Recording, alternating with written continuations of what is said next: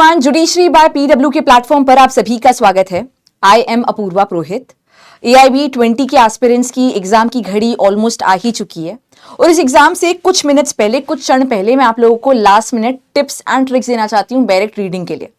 अगर आपने कभी भी बैरेक्ट नहीं पढ़ी है और अभी आपको लग रहा है कि मैम कुछ समझ में नहीं आ रहा है किस तरीके से हम लोग बैरेक्ट को एग्जाम में अप्रोच करने वाले हैं, कैसे सब कुछ डील करने वाले हैं, तो कुछ लास्ट मिनट स्मार्ट ट्रिक्स है मेरे पास जो कि मैं आपको बताऊंगी। इनके ऊपर आप फोकस कर सकते हो जिससे कि एग्जाम हॉल में बैठ के भी आप काफी हद तक क्वेश्चंस को अटेम्प्ट कर पाओगे। देखिए, सबसे पहले तो मैं क्लैरिफाई करना चाहती हूँ कि कौन से प्रकार की बैरेक्ट को अलाउ किया गया है, क्योंकि ऐसा नहीं चाहती हूं मैं कि कोई बैरेक्ट्स लेकर जाए पर वहीं पर आपको रोक दिया जाए कि सारी की सारी बैरेक्ट्स यहीं पे सबमिट करवा दीजिए। तो अगर आपके बैरेक्ट में मेंशन कर रखा है कि इसमें जजमेंट्स भी है, इसमें लीगली डिफाइंड वर्ड्स भी है, मैक्सिम्स भी है, कॉमेंट्रीज भी है, कॉमेंट्स भी है, केस लॉज भी है, तो जाहिर सी बात है कि ये वाली जो बैरेक्ट है आपकी अलाउ नहीं की जाएगी, क्योंकि ये कमेंट्री के साथ वाली बैरेक्ट है। मैं किसी भी पब्लिशिंग हाउस के बारे में मेंशन नहीं कर रही हूं, जस्ट लेटिंग यू नो कि ऐसी बैरेक्ट जहां पे कमेंट्री शामिल है, केस लॉज शामिल है, कोई भी एक्स्ट्रा जो भी एडिशनल टेक्स्ट शामिल है उसे अलाउ नहीं किया जा रहा है। तो एक चीज पे फोकस करना कि आपकी बैरेक्ट्स विदाउट कमेंट्री होनी चाहिए, ये चीज पर खास हमारा फोकस रहेगा। इसके बाद में अगर मैं आपको एडवाइस दूं तो आप कोशिश करें कि आप डिग्लॉट बैरेक्ट लेकर जाएं, जैसे कि अगर हिंदी के टर्म में प्रॉब्लम हो रही है तो इंग्लिश को रेफर कर लिया, इंग्लिश के वर्ड में प्रॉब्लम हो रही है तो हिंदी को, मतलब जो भी है वो अकॉर्डिंग टू योर कन्वीनियंस आप रेफर कर सकते हो। बैरेक्ट सारे के सारे सब्जेक्ट की लेकर जाना, मेजर लॉस की तो लेकर जानी ही जानी है, और अगर माइनर लॉस की बात करें तो उसकी बैरेक्ट भी लेकर जाओ। कोई भी क्वेश्चन मिस आउट मत करो यहाँ पर, जाहिर सी बात है। तो इस अभी जैसे ये चीज क्लियर हो गई तो इसके बाद में डिग्लॉट बैरेक्ट पर आते हैं कि डिग्लॉट बैरेक्ट को चूज करने के अपने फायदे हैं। काफी सारे क्वेश्चंस को आप इजीली अटेम्प्ट कर पाओगे अगर आपके पास दोनों लैंग्वेज की बैरेक्ट होगी। कमेंट्री और बैरेक्ट में आपको बैरेक्ट पर ही फोकस करना है, अदरवाइज आप एग्जाम हॉल में बैठने से पहले सारी की सारा जो मटेरियल आपसे जब्त कर लिया जाएगा एग्जामिनर के द्वारा, इन्विजिलेटर के द्वारा। इसके अलावा आपको की सेक्शंस पर फोकस करना है, इसके बारे में सबके बारे में बात करेंगे, पर पहले मैं आपके सामने एक बैरेक्ट को ओपन करती हूँ एंड फिर हम लोग इन सारे टॉपिक्स में एंटर करेंगे कि क्या है क्या नहीं है। जैसे कि आपके सामने यहां पर एक protection of children from sexual offences की बैरेक्ट है। यहाँ पे मतलब थोड़ा सा जो भी आपको मटेरियल जितना भी विजिबल है, उसके अलावा आप लोगों के खुद के पास में भी पॉक्सो की बैरेक्ट होगी। किस प्रकार के सवाल आ सकते हैं? एक सवाल पूछा जाएगा आपसे कि ये एक्ट नंबर क्या है इसका, तो यहाँ पे एक्ट नंबर 32 ऑफ 2012 मेंशन किया गया है। एक्ट नंबर जब भी देखना हो तो जो भी मेंशन किया गया है शॉर्ट टाइटल, उसके नीचे आप रेफर कर सकते हो। इसके अलावा आपसे पूछा जाए कि ये जो एक्ट है ये कब इस पे राष्ट्रपति साहब ने असेंट दिया था, या फिर ये एक्ट इनैक्ट कब हुआ था। अगर इन दो टर्म्स का इस्तेमाल हो रहा है तो ये वाली जो तारीख यहाँ पे मेंशन कर रखी है उसको आप टिक करके आओगे, चूज करके आओगे। ध्यान से सुनना, दो वर्ड्स होते हैं, एक होती है इनैक्टमेंट की डेट, एक होती है एनफोर्समेंट की डेट। इनैक्टमेंट की डेट वो डेट है जो कि हर एक बैरेक्ट में यहाँ पे साइड में मेंशन की गई होगी, ये राष्ट्रपति के असेंट वाली डेट होती है। एनफोर्समेंट की डेट यानी कि कब ऑफिशियल गजट में नोटिफाई हुआ और कब सब पर लागू होना स्टार्ट हुआ। अब इसकी डेट के बारे में अगर हम लोग बात करें तो इसका भी एक तरीका है, हैक है। फॉर एग्जाम्पल यहाँ पे आप सेक्शन नंबर 1 में जाओगे तो यहाँ पे लिखा हुआ है it shall come into force on such date as central government notify in official gazette. अब यहाँ पे एक हमारा फुटनोट है 2 करके, तो यहाँ पे अगर हम फुटनोट में जाएंगे कौन सी डेट है तो यहाँ लिखा है 14 नवंबर 2012, जैसा कि आप देख सकते हो। तो वो डेट जो कि सेंट्रल गवर्नमेंट नोटिफाई करेगा, और फिर यहाँ पे 2 है तो इस 2 के नीचे गए हम लोग और यहाँ से हमने डेट एनफोर्समेंट की चूज कर ली। तो इनैक्टमेंट की डेट तो बैरेक्ट में आपको नीचे ही, मतलब शुरुआत में ही नजर आ रही है, दैट इज योर असेंट की date, that is your enactment की डेट। और अगर पूछा जाए कि एक्ट एनफोर्समेंट में कब आया, when did it came into force, कब लागू हुआ, तो आप ये वाली डेट को चूज करके आओगे। ये कुछ क्वेश्चन है जो पूछे जाते हैं, असेंट की डेट, इनैक्टमेंट की डेट, एनफोर्समेंट की डेट, अलग अलग वर्ड इस्तेमाल हो सकते हैं। ये ध्यान में रखना कि असेंट की डेट, इनैक्टमेंट की डेट सेम चीज है, came into force, enforcement official gazette में नोटिफाई सेम डेट है जो कि यहाँ पे दे रखी है। अब इसके बाद में कुछ टर्म्स होते हैं, फॉर एग्जाम्पल शॉर्ट टाइटल क्या है, लॉन्ग टाइटल क्या है। शॉर्ट टाइटल कुछ और नहीं है, इस एक्ट का नाम है जो कि आपको सेक्शन नंबर 1 में ही मिल जाएगा। This act may be called protection of children from sexual offences act. अगर किसी का फुल नेम पूछा जाए किसी भी एक्ट का तो वो उसका शॉर्ट टाइटल होता है, तो पूरा के पूरा नाम protection of children from sexual offences act 2012। अब लॉन्ग टाइटल पूछा जाए तो लॉन्ग टाइटल होता है ऑब्जेक्टिव जो भी ब्रीफली ऑब्जेक्टिव बताया गया होता है वो होता है आपका लॉन्ग टाइटल। यहाँ पे एक लंबा चौड़ा आपको लॉन्ग टाइटल नजर आ रहा है, act to protect children from offences of sexual assault, sexual harassment, pornography, establishment of special courts. ये जो भी चीजें हैं यहाँ पे लॉन्ग टाइटल की कैटेगरी में आती है। तो ये डिफरेंस भी आपको क्लियर होना चाहिए कि शॉर्ट टाइटल पूछा जा रहा है तो इस एक्ट का नाम क्या है, फुल नेम क्या है, और लॉन्ग टाइटल पूछा जा रहा है तो इसके ऑब्जेक्टिव क्या है, ब्रीफली ऑब्जेक्टिव का क्रक्स क्या निकल के आ रहा है। एक्ट नंबर ये रहा, असेंट की डेट ये रही, और एनफोर्समेंट की डेट को पता लगाने का मैंने एक ट्रिक आपको बता दिया कि आप फुटनोट में जाके चेक कर सकते हो कि एनफोर्समेंट में कब आया, ऑफिशियल गजट में नोटिफाई कब हुआ है। इसके अलावा जो इंपॉर्टेंट एक और चीज रहने वाली है वो ये रहेगी डेफिनेशंस। अगर कभी भी आपके सामने एक सवाल आता है जहां पे कोई भी चीज का मीनिंग पूछा जा रहा है कि इसकी डेफिनेशन क्या है या ये चीज क्या होती है, फॉर एग्जांपल पूछा गया एग्रेवेटेड पेनिट्रेटिव सेक्सुअल असॉल्ट क्या है, या आपसे पूछा जा रहा है चाइल्ड क्या है, डोमेस्टिक रिलेशनशिप क्या है, ऐसी कोई भी चीज क्या है, व्हाट इज वाली सिचुएशन हो तो आप डेफिनेशन क्लॉज में एंटर कर सकते हो। आमतौर पर डेफिनेशन क्लॉज आपको सेक्शन नंबर 2 में मिलेगा, 3 में भी मिल सकता है डिपेंडिंग ऑन कौन सा लॉ को हम रेफर कर रहे हैं, पर इनिशियल सेक्शन 2, 3, 4 में आपको डेफिनेशन क्लॉज मिल जाएगा। काफी जगह पे आपको ये इंटरप्रिटेशन क्लॉज वर्ड मिलेगा, जैसे कि ट्रांसफर ऑफ प्रॉपर्टी एक्ट, तो वहां पे इंटरप्रिटेशन क्लॉज मेंशन किया गया, but it is definition clause only.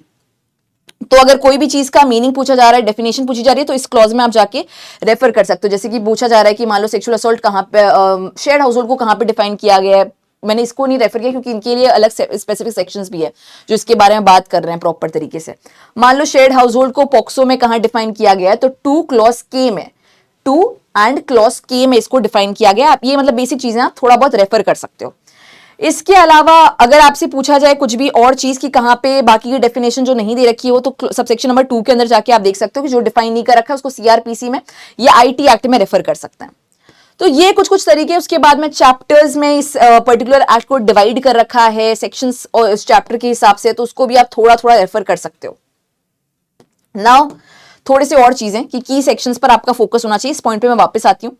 हर एक पर्टिकुलर लॉ के, हर पर्टिकुलर एक्ट की कुछ इंपॉर्टेंट सेक्शंस हैं, उनको मार्क कर लेना। अब आपको अगर समझ नहीं आ रहा है कि इंपॉर्टेंट सेक्शंस क्या है, तो मेरी एक ट्रिक ये रहेगी कि पीवाईक्यू उसको सॉल्व करो। अभी आपके पास आई अंडरस्टैंड कि लास्ट मिनट टाइम पीरियड ही बचा है, पर फिर इस लास्ट मिनट में भी आप पीवाईक्यूज 2-3 साल के तो आराम से सॉल्व कर सकते हो। अगर कुछ नहीं है करने के लिए या समझ नहीं आ रहा है कि इतना कुछ करने के लिए क्या करे, तो पीवाईक्यू सॉल्व करना स्टार्ट करो। मैराथन सेशंस को अटेंड करो, हमने यहाँ पे मैराथन सेशंस पीवाईक्यू सब कुछ ले रखा है आपके लिए।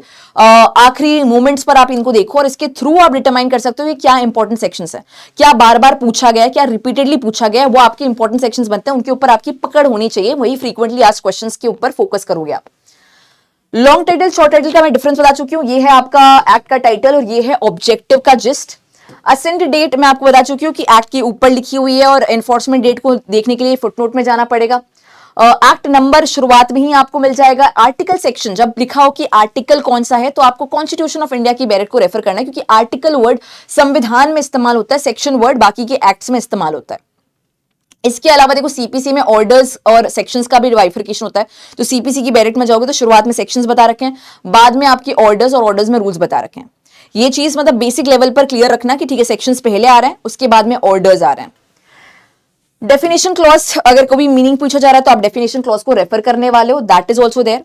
इसके अलावा कुछ स्पेशल वर्ड्स होते हैं जिन पे आपका फोकस होना चाहिए, तो उन पे आपको स्पेशल अटेंशन देना पड़ेगा रीडिंग करते टाइम, एग्जाम हॉल में भी।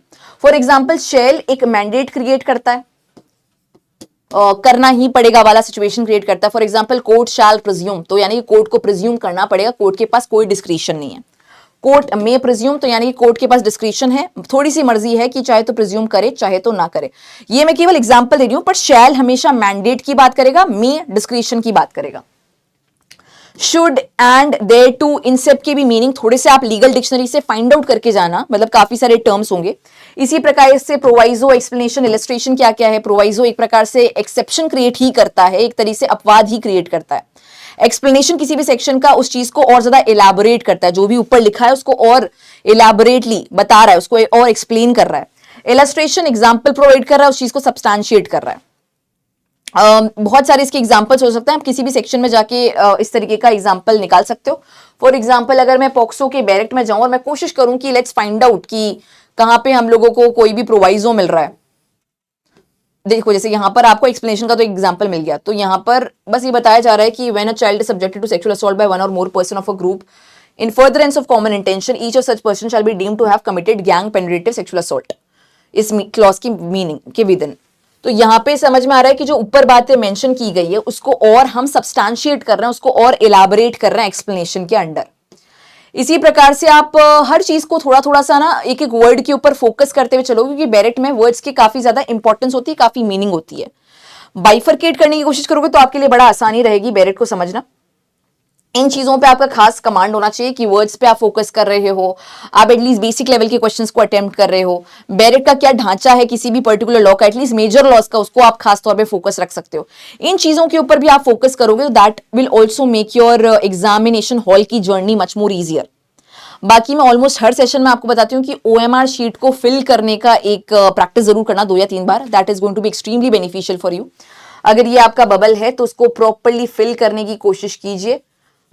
एग्जाम में जैसे आप पहले बचपन में जो आपको कलरिंग सिखाई जाती थी, जिसमें ना तो बाहर आपको निकालना है पेंट को और ना ही आधा अधूरा छोड़ना है, you have to fill your bubble in that particular manner, ठीक है, वो चीज़ आपको इंश्योर करनी है। और अगर आप उसको उस तरीके से लीव करते हो तो अदरवाइज ये देखो ये क्या होता है ना, एग्जाम में आपके ये सारी चीजें मशीन के द्वारा चेक की जा रही है। तो अगर आपने हाफ फिल किया है, या जैसे कि मान लो कि ये है और आपने इधर इतना सा फिल किया है, या फिर आपने इस तरीके से फिल किया जहां पे आप बिल्कुल ही बाहर निकाल रहे हो, तो ये दोनों ही आपके आंसर लॉक नहीं हो पाएंगे। तो इन चीजों के ऊपर भी पकड़ रखने की कोशिश करना। बाकी bare act is going to be your bible, it is going to be your holy book in the exam hall. इसको कोशिश करना कि आप बार बार रेफर करते रहो एग्जाम में, जहां पर भी सेक्शन बेस्ड क्वेश्चन आ रहा है, ज्यादा अगर आपको याद नहीं आ पा रहा है तो रेफर करो और आंसर करो। Take all of your bare acts with you, even minor laws के भी, मेजर लॉ के तो लेके ही जाने, माइनर लॉ के भी लेकर जाओ। And try to make sure कि जब भी सेक्शन बेस्ड क्वेश्चन आए तो आप इसको रेफर कर पाओ, ऐसा एग्जाम हॉल में ना हो कि हमें समझ ही नहीं आ रहा है कि बैरेट को कैसे रेफर करना है। तो उसके लिए बस बेसिक चीजें, बाकी it is going to be an easy smooth ride for you. अगर आप PYQs को अटेंड करते हो, मैराथन सेशंस अटेंड करते हो, आपको समझ में आ जाएगा कि कैसे कैसे क्या क्या चीजें करनी है। लास्ट में very good luck to everyone, all the very best to everyone. इसके अलावा मैं आप लोगों के लिए marathon sessions, PYQ sessions already ले चुकी हूँ, आप उसको रेफर कर सकते हैं। All the very best, thank you so much for joining in.